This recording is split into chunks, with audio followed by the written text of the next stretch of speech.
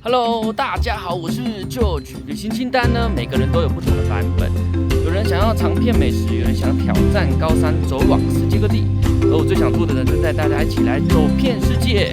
今天我们要挑战的呢，是来到了东非大裂谷上面一颗绿色宝石——纳瓦夏湖。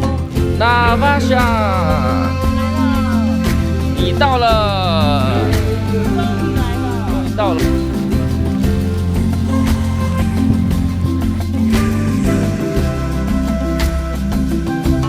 纳瓦夏湖位在东非大裂谷，海拔大约1800多公尺，是肯亚少数高原淡水湖。湖名源自于马赛语，意思是起伏的湖水。四周环绕着火山与沙草籽，这里超过350种候鸟聚居在这里，也是他们的度假天堂。也有成千上万头的河马栖息。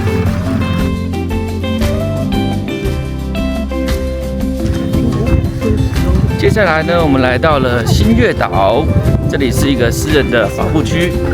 在这保护区最大的特色呢，就是没有肉食性动物啊，像是狮子一样。所以呢，我们这边可以放心的徒步来参观喽。在这里呢，你可以跟斑马并行，看长颈鹿低头觅食。另外呢，有机会看到水羚能在这个草原上面奔跑。这里呢，仿佛就像一座呢没有栅栏的天然动物园喽。一起来参观吧。